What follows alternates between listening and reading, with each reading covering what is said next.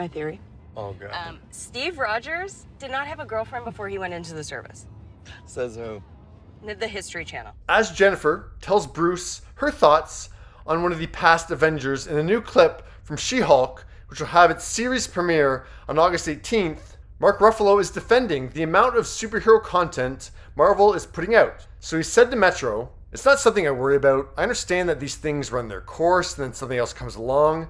But the thing that Marvel has done well is that inside the MCU, just as they do with comic books, they let a director or an actor sort of recreate each piece to their own style, their likeness. Marvel generally lets them bring that to the material."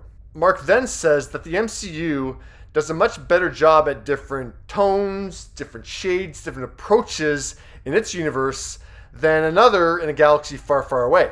If you watch Star Wars, you're pretty much going to get the same version of Star Wars each time. It might have a little bit of humor, it might have a little bit of different animation, but you're always really in that same kind of world. But with Marvel, you're going to have a whole different feeling even within the Marvel Universe. Do you agree with what the Hulk said? I do. I mean, think of WandaVision, how different it is from Black Panther, how different Black Panther is from Spider-Man, and then She-Hulk is supposed to be a full-out comedy. So yeah, there's a lot of diverse storytelling going on in Marvel.